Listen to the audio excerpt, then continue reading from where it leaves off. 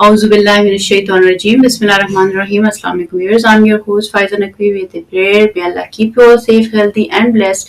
And may Allah hasten the appearance of Imam of our time. And may Allah give us tawfiq and bless us all the powers and energies and whatever we require to serve Imam of our time. And inshallah make us true companion of Imam of our time. Inshallah. Ameen. Today the topic we are about to discuss, as we all are watching the situation around the globe, and from that whole situation, when we try to think about it and try to ponder upon that, we do understand the kind of values we are surrounded by. We need to rethink and relearn and reevaluate whatever situation is going on around us.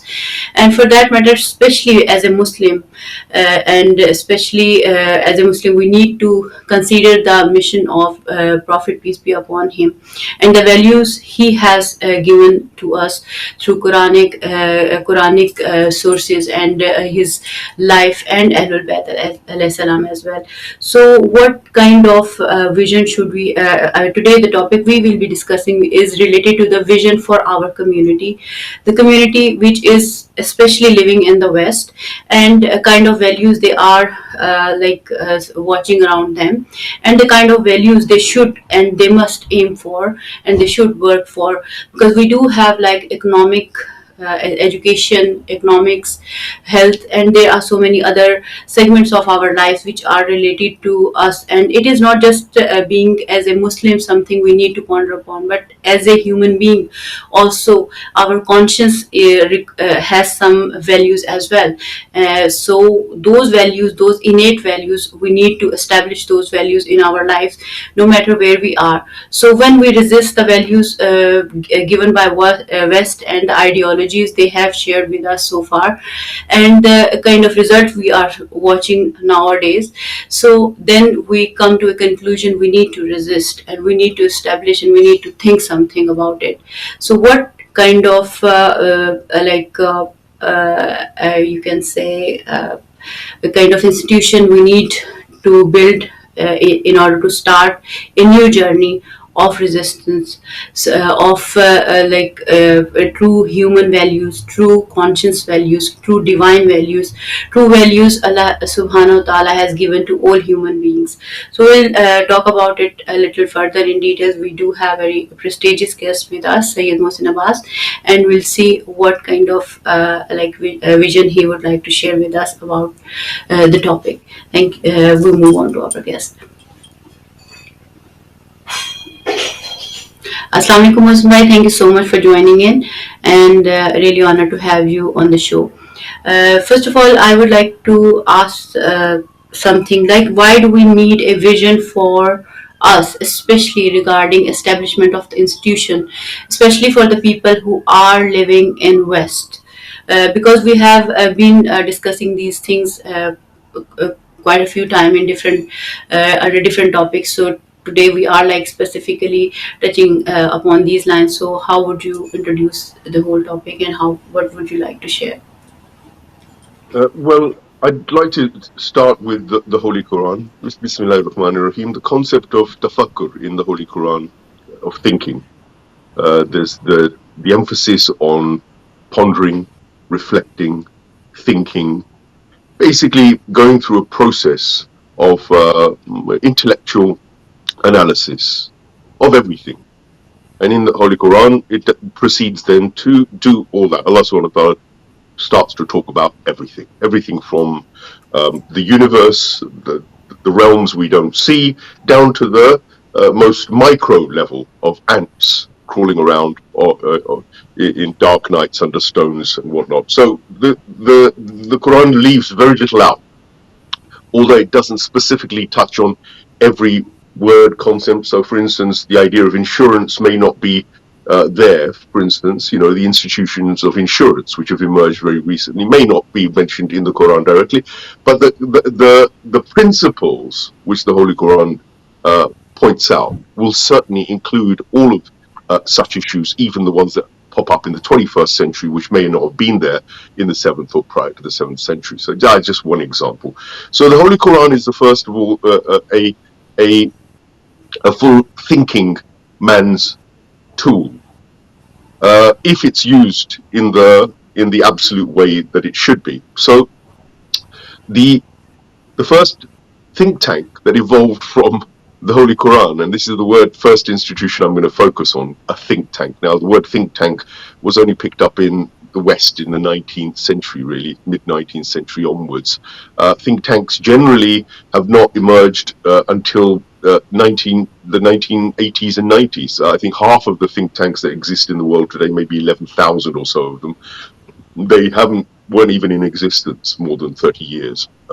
Prior to that, most of the think tanks that did evolve were formally, as we know them today, they were evolved in Western Europe by Western powers. Now, the point, again, linking back to the Holy Quran, is this idea of thinking about issues, the idea that social policies, political strategies, economics, military technology, the development of artificial intelligence, the angle of space travel, all of these aspects, all are analyzed and discussed within these think tanks, these research institutes. So huge emphasis on academia and academics. Now, Islam originally in the Quran, it talks about knowledge constantly as well. This is the other thing. Thinking requires knowledge and it requires intellect. It also requires heart, and I'll come on to that a little bit later. But first of all, these are the fundamental aspects. And the intellect is needed because we come across problems and the world constantly changes and there are constantly new challenges and there are new issues that we have to deal with. Unfortunately, it does seem as though the Muslims stopped doing much thinking and analysis and intellectual development, maybe for the last couple of 100 years at least, and very much the kind of thinking they did was also divinely substandard from the point the Prophet Muhammad, peace be upon him, died. From a divine perspective, our thinking was substandard from the day the Prophet passed away, because we made some very, very poor choices of who should be steering the Muslim community. The chief among them, as I mentioned in the Urdu show yesterday, was that Imam Ali alayhi salam recognized as in the sayings of the Prophet as the gateway to knowledge. Ana Madinatul Ilm wa Aliyun Babuha was a prophetic hadith, common in Bukhari, in all Sunni hadith, in all Shia hadith. It's an accepted reality. It was an accepted reality by the companions of the Prophet, that Imam Ali alayhi salam, despite the fact that he was way younger than, say, Hazrat Abu Bakr and many others, his wisdom went far beyond. Yet it seems that that wasn't the criteria which the Muslim Ummah thought was the right criteria. They went for tribalism. Oh, Ali can't be the Khalifa because it's another one of the Banu Hashim, and we don't want prophethood in the hands of Banu Hashim and Imamat or Khilafat in the hands of Banu Hashim, because that would seem like it's tribalism. They then went on to hypocritically assert at Saqifa that the Khilafat should go to the Muhajirun because they were from Quraysh, tribal. So they discounted the Ahlul Bayt and the Banu Hashim on the basis of tribalism, and then they adopted power in the Khilafat on the basis of tribalism. And they neglected Allah subhanahu wa ta'ala's constant admonitions about Imam Ali, most importantly, Man kuntu mawla fahada aliyun mawla. So my point to the Muslims is, first of all, you must go to the source of the think tank that knew the knowledge of the Holy Quran, the people of the book who were of the family of the Prophet, who were the closest, the most intimate to the understanding and the knowledge. Now, that's my first argument about where Muslims went wrong in terms of thinking and reflecting and getting the best out of the divine book. So in the end, we've ended up having to do a rescue mission, because Ahlul Bayt continued then to do think tanking.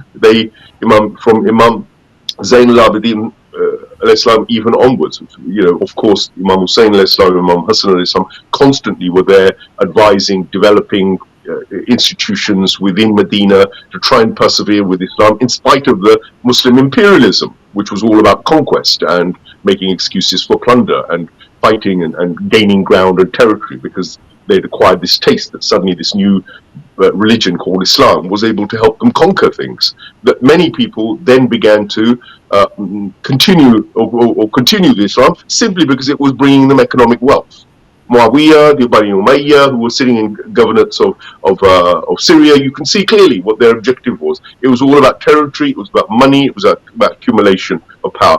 In Medina was sitting the Ahlul Bayt teaching and advocating the depth of Islam and whatnot. So there's your first, that's my first salvo. We, in the world, you need, the Quran tells us to think and to ponder and to do what we do on the basis of intellectual rigor. The Western world in the 19th century particularly picked it up and has turned up that concept of rigorous analysis and intellectual research into formal institutes called policy think tanks or think tanks. Those are like Chatham House today. You'll find Rusi is there. You'll find many of these veritable old institutions which house largely, I'm afraid I have to say, Zionist thinkers now. They've largely been overwhelmed if they weren't created by them in the first place. The reality is that they're serving a different kind of agenda. And this is the problem.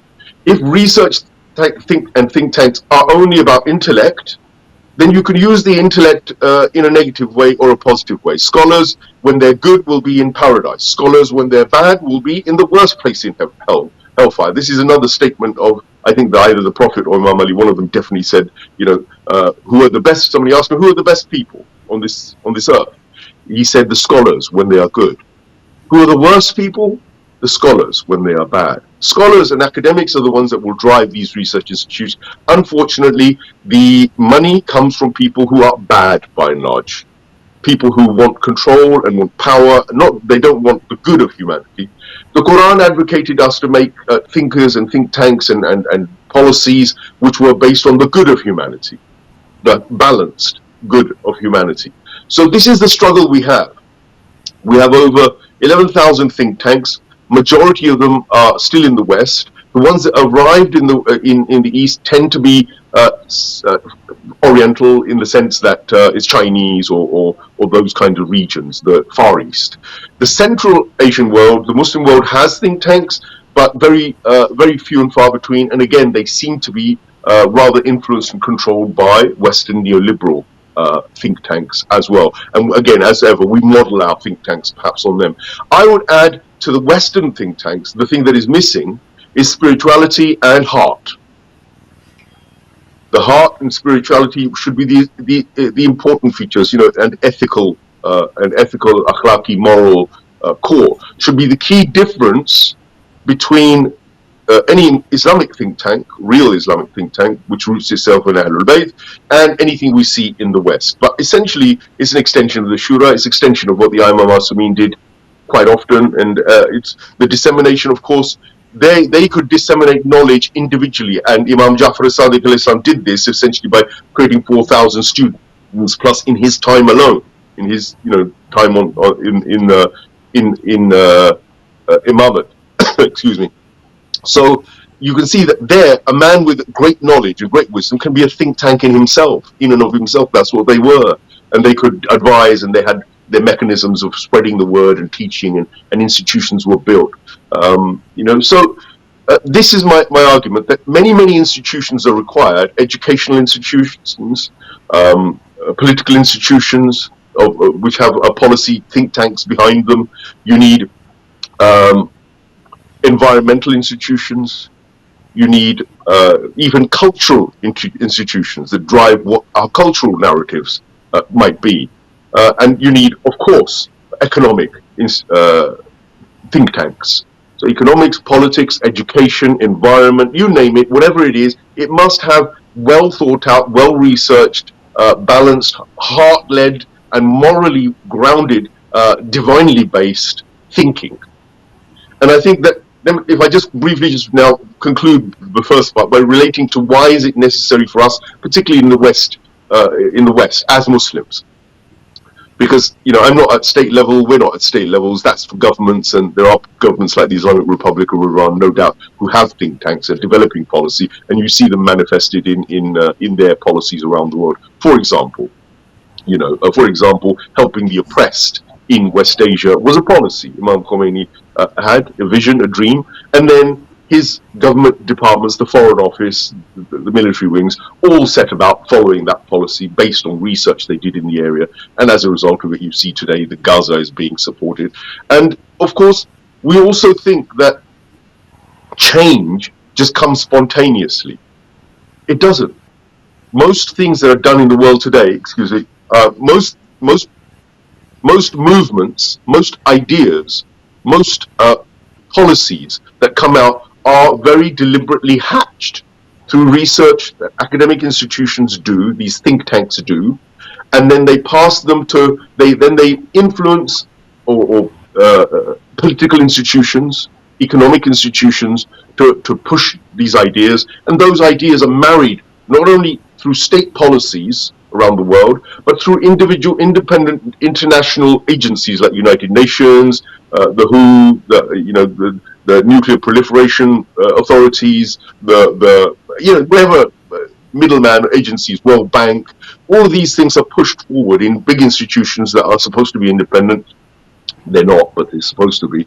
And of course, they're also pushed through NGOs, institutions like that, and they're also pushed through corporations, money men, the big money, big pharma, big agriculture, big money, basically. So there is this whole host of very organized forces that use these institutions, these research institutes, well-documented policies, and they pick and choose which policy they like.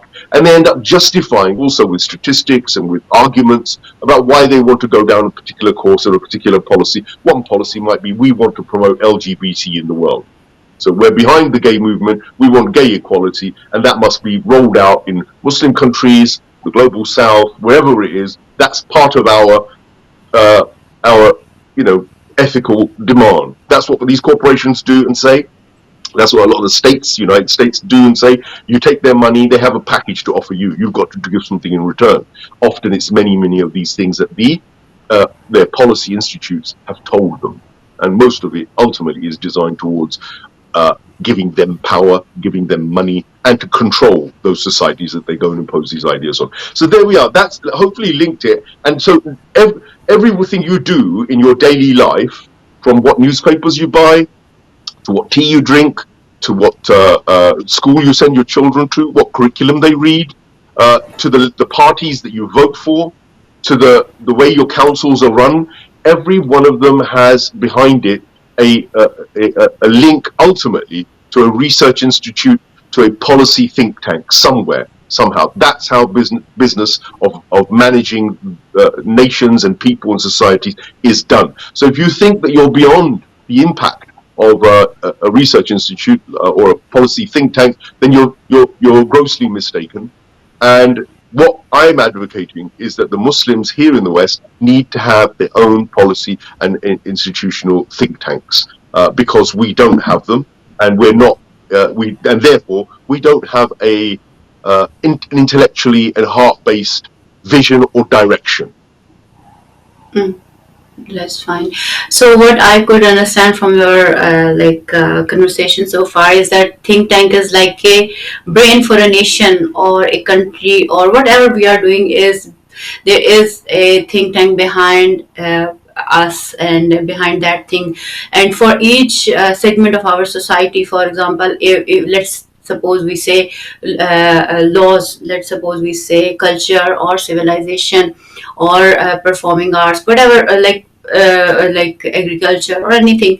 So we do need a think tank for each segment of society that would look into it in deeper way and see the goals they want to achieve, for example, in that particular segment, and could see it's like head or the light, like headlight in the, you can say, the big car of that particular segment, which tells them like what is coming up, where we are supposed to go, and how we can achieve the goals we have set up after consideration, lots of consideration, and what are hurdles in that whole thing and how we can achieve them. So do you think generally it is think like people think we can't do that? For instance, like we are Muslims, so we need to abide by the laws we are following, and why do we need it?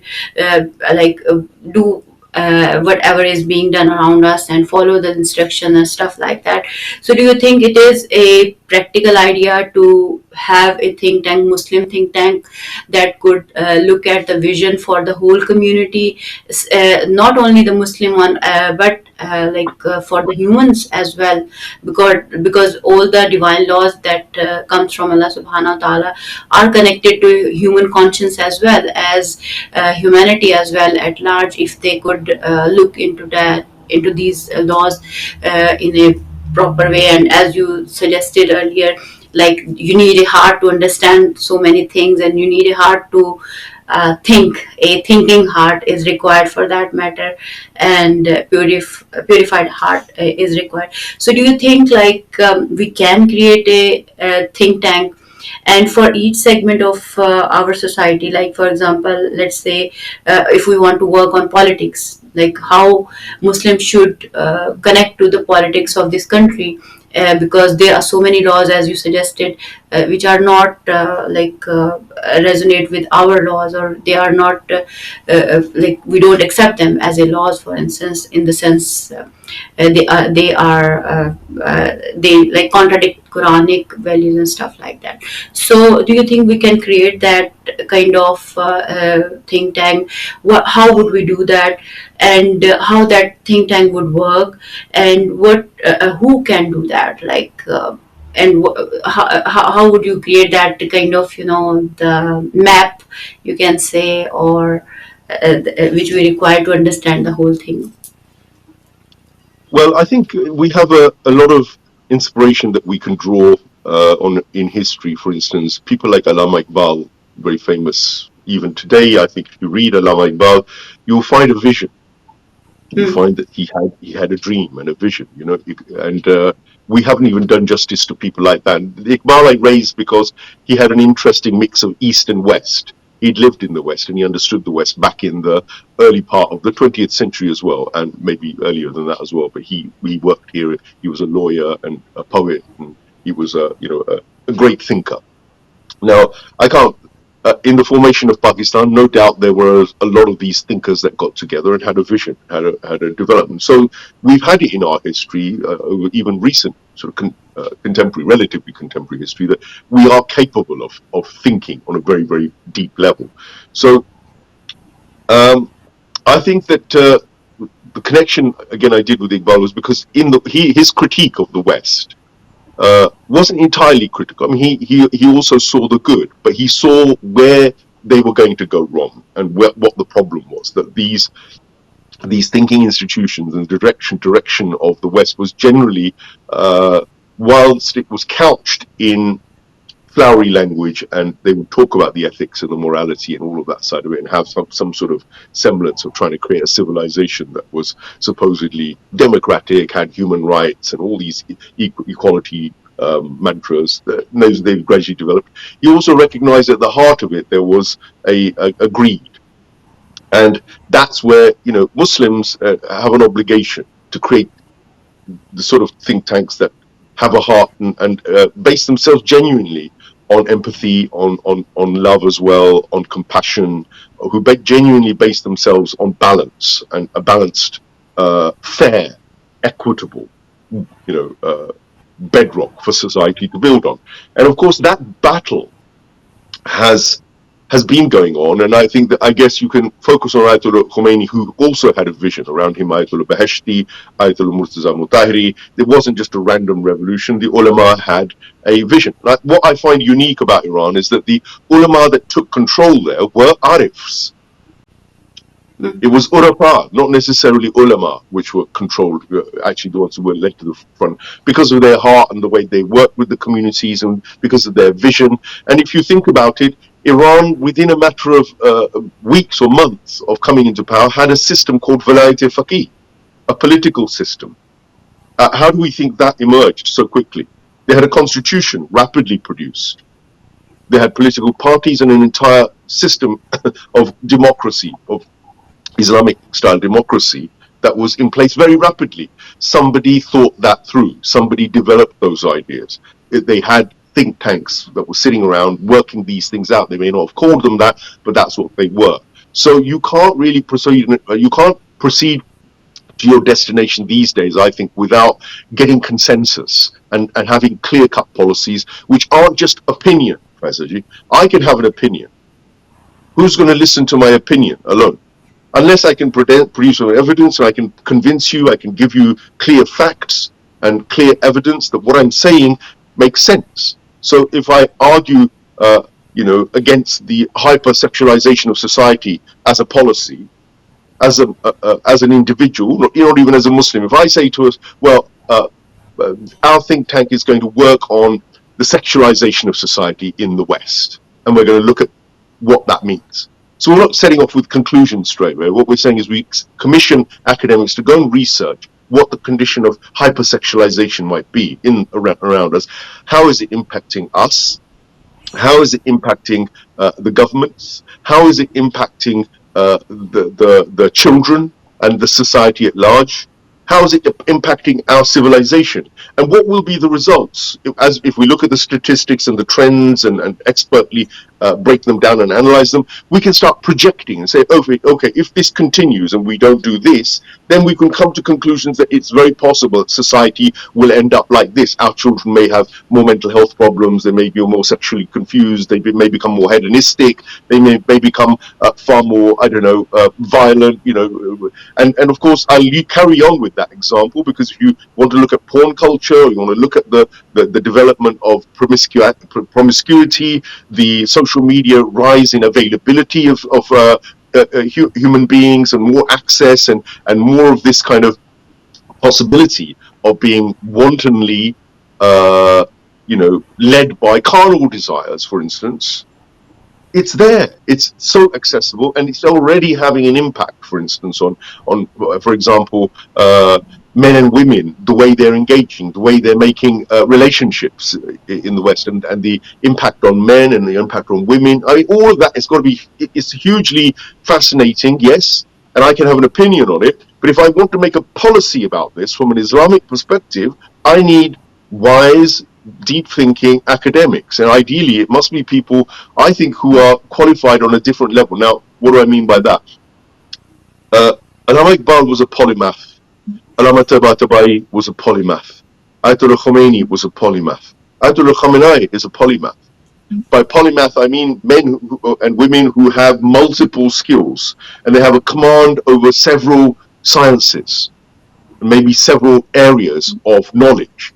You see, you need those polymaths desperately, because if you're, for instance, a policy institute thinker, and you're coming only from a scientific perspective, you have no idea of the metaphysics. You have no idea of the arts or the cultural angles.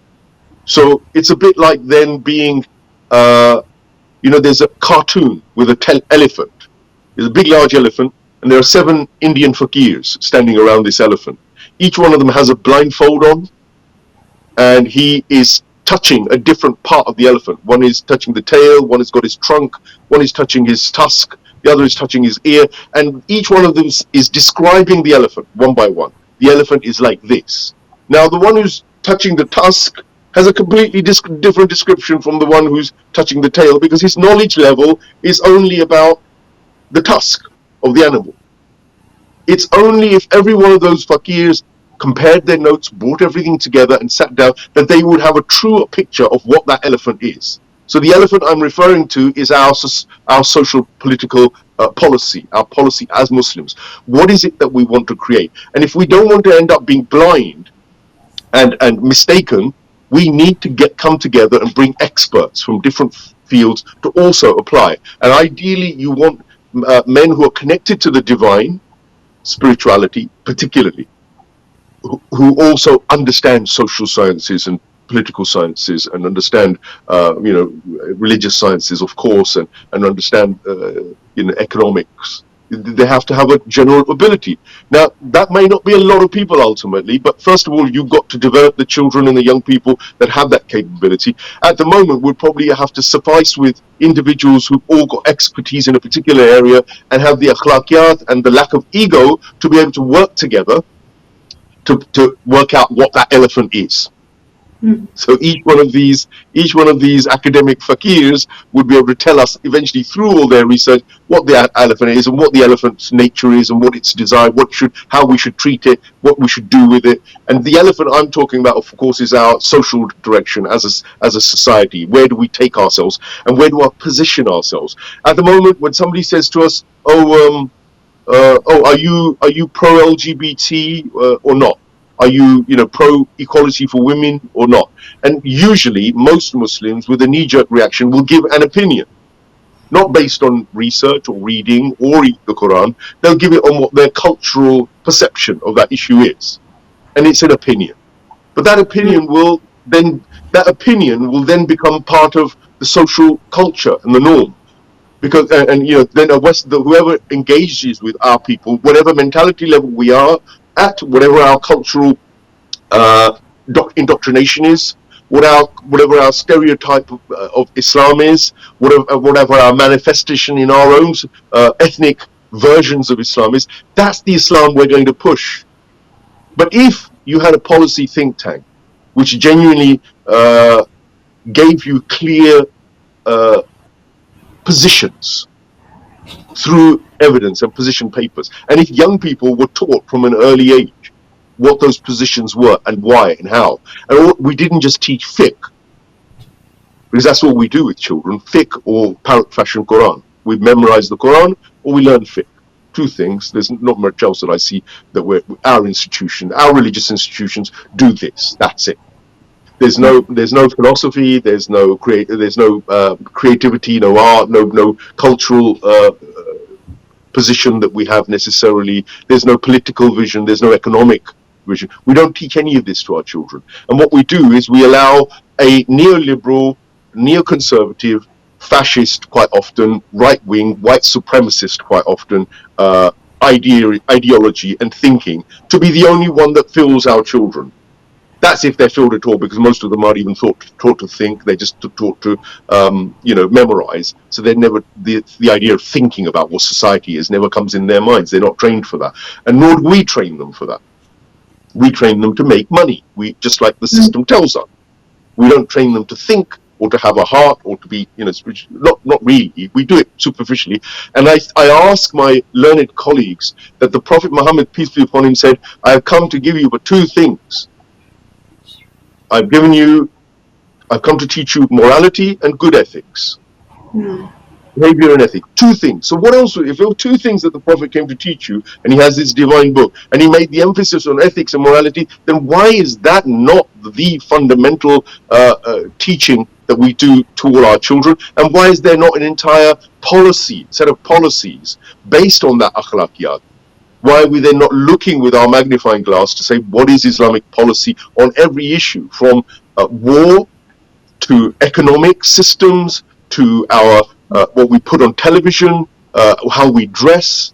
And because we are deen, Islam is a deen. It's not a religion in the formal sense of the word. It's not just doctrines and dogma and theology. It's a way of life. It manifests in our behavior, in our lifestyles. So again, I'm probably going to take a pause there, because I've outlined, I think, what makes why people in the West need these policies, because we're faced with a society which, through its arguments and through its twisted evidence, tells us that all these things are okay. Hedonism is okay. Porn is okay. Having independence from your parents at a very early age is okay. That these things about arranged marriages are not okay. Love marriages are all we should have. All the things that impact our daily lives, the mentality we have. Just chasing a career is okay. Not making kids, not having too many kids is okay now. Promiscuity is okay. All of this is okay, but the consequences are not being analyzed by those same institutes that have pushed this. They do not tell you the impact of mental health for children, the impact on society, the breakup of marriage, the breakup of family units, the destruction of akhlaqiyat, the destruction of our communities, and that is not analysed. All we see is them rolling out policies, and we accept them, and then we implement them in our lives, and then we wonder why we're in a mess. We need policy think tanks that can argue our cause, and even if the government doesn't listen, those policy think tanks' ideas can be taken up by individual community organizations, by families, by you as an individual. They could be used by our philanthropists, our economic powerhouses in our own communities, to help them to shape the future for us on a community level. And I can go into more details, but this is, I think, so necessary for our community, and it's not being done. There are over 7 million of us. I can't even remember the last census what it says, but it must be 6.5 million by now. 6.5 million Muslims in Britain. That's nearly, that's probably pushing 8%, 9%, 7-8% of the population. Project that, Faiza ji, for another 20 years, and you will find our population will maybe 15-20%. How do you think that would impact on political and social policy in Britain if we had an educated Muslim society that knew what it was talking about, had positions based on evidence, and it had lobby groups like all these other powers have lobby groups, and it could influence the politicians? What's the difference? Sorry to because from your conversation, the things which are coming to my mind is like our people are really happy to become an MP, for instance, or the councillor, and they feel like, oh my God, these English people are letting us stay with us, stand with us, work with us, and they are not harming us. So this is something very proud, like we need to be very proud of, and they think this is enough, and this is the achievement. So this is the kind of way of thinking our community. I've seen very much educated people like who behave like that, and I feel like, oh my God, the kind of thinking they have, I'm not sure what is it, but maybe you can reflect on that. So from your conversation, what I could understand is like think tanks are very important, like for each segment of our society. Whether it's we need a think tank for education, we need a think tank for economics, we need a think tank for civilization and culture and agriculture, and for example, all of them. Even if we are living in the West and we are working in their institution and stuff like that. So, do you think it is possible to have a parallel sort of way out? And when we are resisting, we do from the conversation you, like the points you shared is like when we have think tank, then we do have arguments we can build upon the wisdom, knowledge, which are based on wisdom and knowledge, and we could foresee the consequences of everything which is going on around us, and that is very important for future for Muslim future, or you can say collectively future of our humanity as well. So do you think we can create that kind of think tank? So which area should we ponder upon, if somebody wants to start, this is the think tank I want to try, how many people do we need, the kind of objectives of that institution or think tank require the finance and all that. So how do you see this? For example, let's suppose hypothetically we think okay, we do need it and we are going to have it. So how we are going to execute this idea, and what kind of workforce or people, or the mentality and the financial aid and the other aid, the people who are skillful in these things, as you mentioned some points regarding that as well. They should be academically, they should have multiple, for example, PhDs in different subjects, and they should be RF as well, for example, in order to be part of that institution, or start for starting these things and stuff like that. So how we are heading towards the end of show as well. So in last 15 minutes we can talk about this. If we think we are going to start it, how would we do it? Who would do it? I think the initiative can be started by anybody who has a track record, a history of being politically engaged. who's done their reading about society that they live in, who has an understanding of Islam, a broad understanding of Islam, is rooted in Quran themselves, and has studied not only the think tanks that exist, but also has an idea of the visions and the kind of think tanks that would be prophetically compatible. There are people in the community who have this capability. They need, first of all, funders and donors. If they were first of all to be able to create a small working group, an action group, it would only take 10 to 12, 16, 10 to 15 academics to get involved, all with expertise from different fields, somebody from social, economic, political, cultural, and other backgrounds. But they have to have a criteria. You have to see their track record and what their work is and what their experience is and what their skill sets are. If they have an academic skill set and they have some evidence of working in the field, and they have a track record of purity within an Islamic context, following those principles, then I think that they would qualify as people who could be part of an initial action group.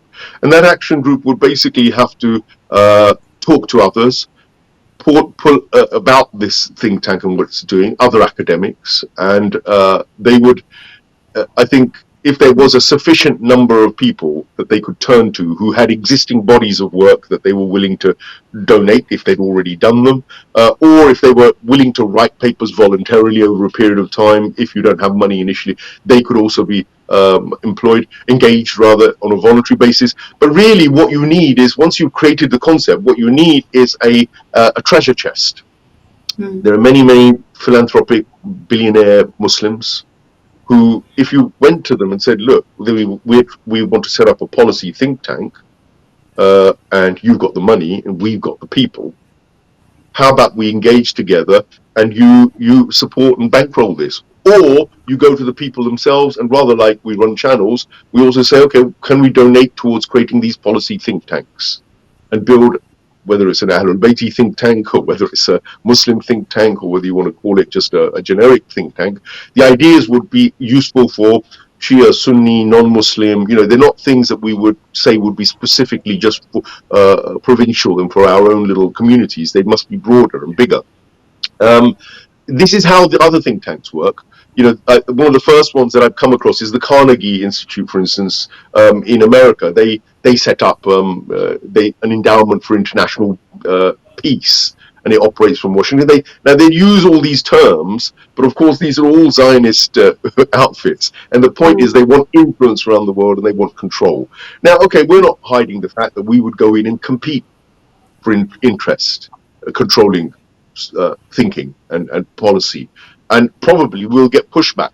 The chances are the existing forces that don't like the Islamic alternatives will give you problems. So you've also got to be courageous and brave if you enter this field too, because you'll get pushback. Because the Islamic thinking, it doesn't take rocket science to understand that the Quran very clearly goes against riba, for instance. So it goes against the entire banking system as we know it. What do you think that means, Faiza? If we, as a policy position, we say that we are opposed to the current methodology of creating and distributing money and the usurious nature of it, you're immediately putting yourself up against the major controllers of the levers of power. That's how they make money. So you're going to immediately become a resistance force. And this is exactly what the Prophet Muhammad, peace be upon him, did, because you will be then following the Sunnah of the Prophet during that early time of his life when he joined the Hilf al-Fudul movement, and there was an entire youth movement that challenged the elders of Mecca, the Quraysh. It challenged their economic exploitation of other marketeers and traders, the outside traders, and they wouldn't give them the correct. They would overcharge them rent, and they would be exorbitant with their ripping off of these traders. And the Prophet led this movement. So the minute he started leading this movement, he became marked as a man who was problematic for the establishment. He required courage and bravery. He stuck by his principles were, and the net result was the whole world had to end up changing in one shape or form. Nobody in the world today is unaffected by the Prophet Muhammad, peace be upon him, and what he did at that time. That's true. So we are left with like around 8 minutes, I guess. So, so do you think we can engage our community? As you mentioned, we do have quite a huge community in West. And do you think West would allow us to create one? Think tank of like this, the one which could help and educate our people in that context. So these hurdles, obviously, as you mentioned, it requires wisdom and bravery at the same time. And so how would we motivate, and how would we bring all those people on the same page, who can contribute towards this cause, and who can think about the future, how important it is for us, all the people who are watching, maybe, or maybe think on these lines, how they can get together, how we can create that networking, that no matter where we are in the West or even the East, we can connect ourselves with each other, and we can share the broader values, and we can work together, and at the same time we can work on our areas, like each country, wherever somebody is there. So what do you think, how we can do that, how we can bring all the people on the same board, uh, whichever interest they have, they can create a think tank regarding that. So how we can do that, do you think? I think with every, as with any organization, first of all, it requires self-sacrifice. Some people will voluntarily have to commit to this, and it's not a one-day commitment; it's a lifetime commitment. And however long it takes, that commitment has to be given. And of course, it depends on your passion. If you really feel for the community and you really feel that they're lacking direction and they need to go in a direction, but you need to give them evidence, and then you need this think tank, then you must fight for it.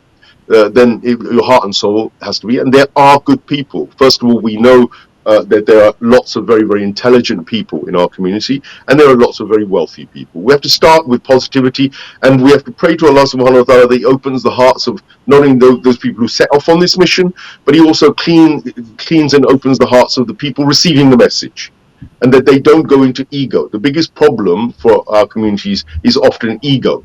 My idea, your idea, who is he, who is she, what's this? And we're more concerned about this. If we could avoid that, hopefully you could turn around and say, well, fine, you're great. Look, I'm acknowledging you're brilliant, but what is your field? What are you brilliant at? What you're brilliant at may not be what I'm brilliant at. So look, let's try and share.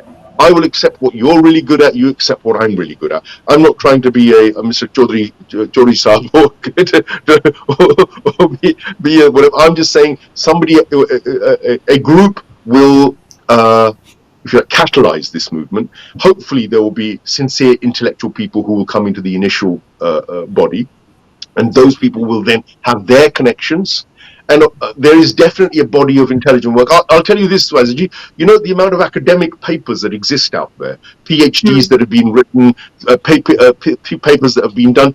There's a wealth of knowledge that we can tap into, Islamic and otherwise. There's a wealth of Islamic literature which hasn't even been translated yet, which is from the Imam Masumin and other powerful, wise sources.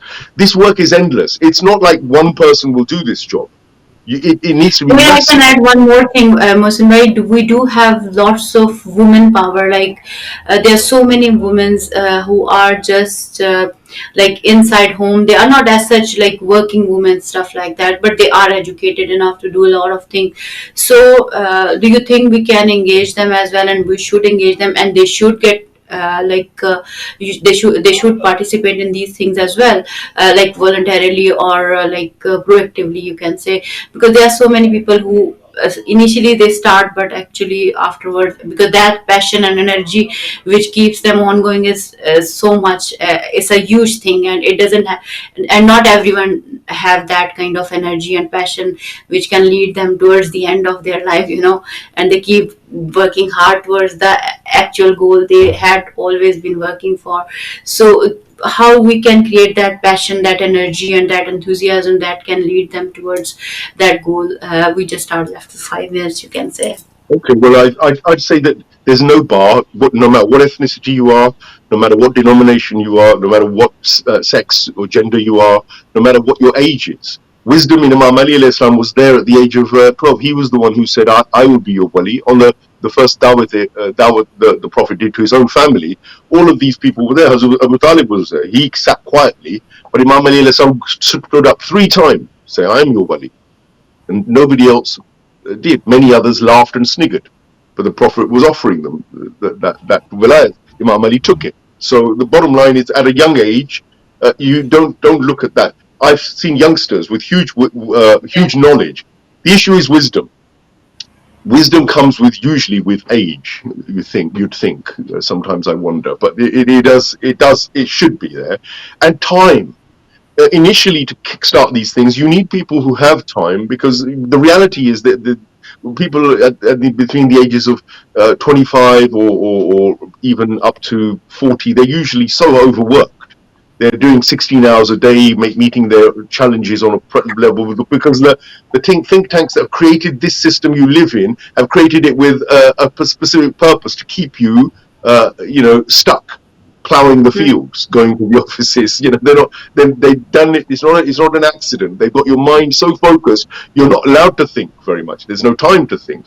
So the senior citizens who now have had experience, who've seen what this country is like, who've got qualifications of some sorts as well, I think there's more emphasis on those sort of people who are sort of borderline retirement but had some sort of academic speciality.